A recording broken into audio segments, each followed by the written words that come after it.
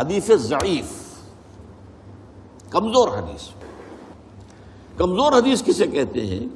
جس میں کسی ایک راوی کے بارے میں شک ہو کہ یا تو اس کا کردار جو ہے وہ معیاری نہیں تھا، اس کے اخلاق، اس کی سیرت، اس کے معاملات درست نہیں تھے.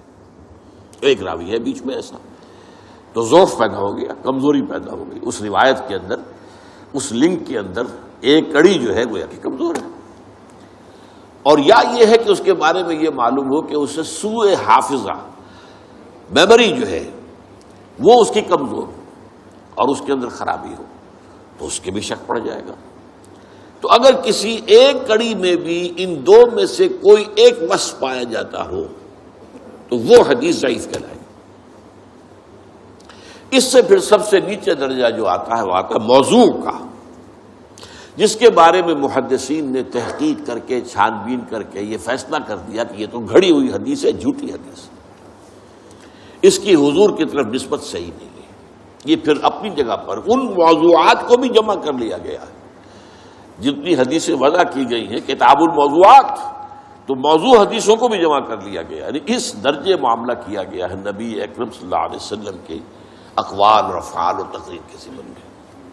البتہ اس میں ایک بات میں عرض کروں گا کہ عام طور پر کسی حدیث کے ساتھ لکھ دیا جائے ضعیف، تو آج ہمارا خیال یہ ہوتا ہے کہ اس کو چھوڑو. نہیں، یہ نہیں.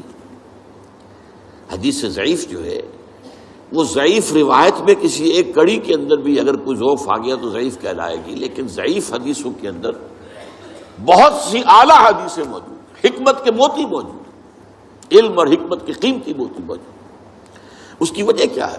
دیکھیے، ایک ہے سچ کا سچ ہونا، ایک ہے سچ کا سچ ثابت ہو جانا. کتنے سچ ہوتے ہیں جو اپنی جگہ سچ ہے، ان کو ثابت آپ نہیں کر سکتے.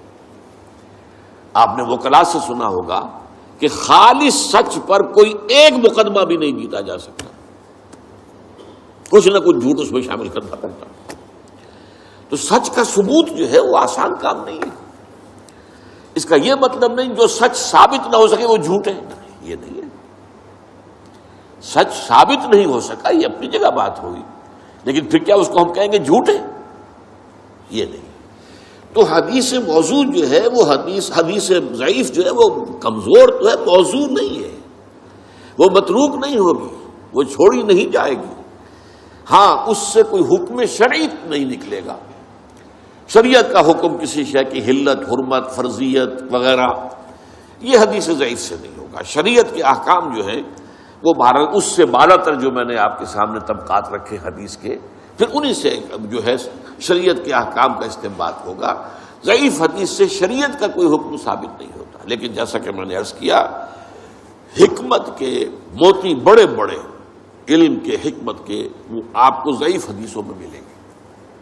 اور یہ تقریباً اجماع ہے امت کا کہ ضعیف احادیث جو ہیں وہ فضائل کے ضمن میں قابل قبول ہیں. جس میں کسی عمل کی فضیلت بیان ہو رہی ہے، اس کے ضمن میں جو ضعیف احادیث ہے وہ قابل قبول ہے، ان کو اختیار کیا جا سکتا ہے. ہمارے بہت سے بڑے بڑے مصنفین ائمہ نے ضعیف احادیث کو اپنی کتابوں میں شامل کیا ہے.